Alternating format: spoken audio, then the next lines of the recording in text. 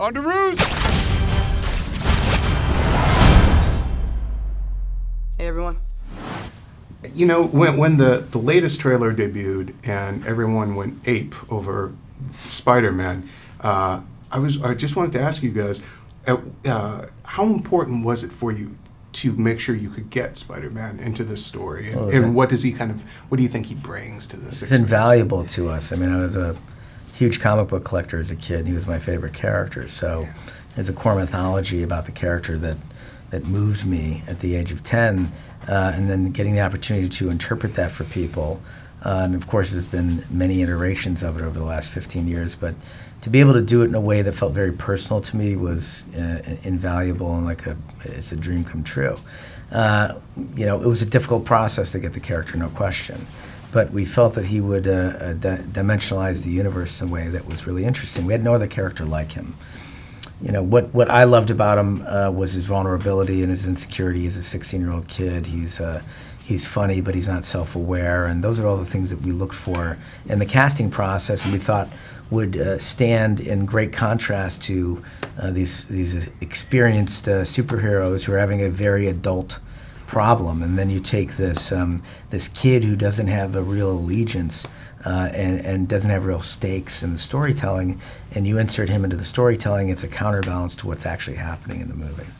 Now, there's also a direct reference, but an overall kind of influence, I think, of Empire Strikes Back. Can you talk a little bit about that? Just as I got to tell you, that generational moment where he makes the reference. Yeah. I was with Iron Man and War Machine. We're like, oh, come on, kid. Well, I think we're tickled by that moment as well for that same reason. I mean, yeah, it was.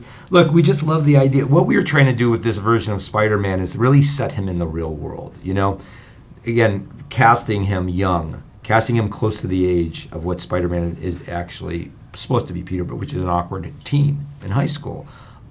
We wanted to start to think about how do you sort of sink him into a real world teen experience of today. And part of that was just sort of having experienced like the media that we all have in that way, and the fact that he is divided from the rest of the Avengers by the fact that they have a different perspective on how old that movie is. So, Yeah. you know. And we thought it would be very self-referential because the movie, obviously, as you said, borrows thematically from Empire. Look, this is, you know, Civil War stands as somewhat of a trilogy with Winter Soldier, Civil War, and Infinity War, even though there are two films of that storytelling. This movie sets up Infinity War, and Civil War deconstructs the mythology of the heroes, and that's what Empire Strikes Back does. Star Wars sets up the heroes, and Empire Strikes Back deconstructs them, and then Return of the Jedi, you rebuild them, and obviously they're successful, and they beat the villain by the end of the movie.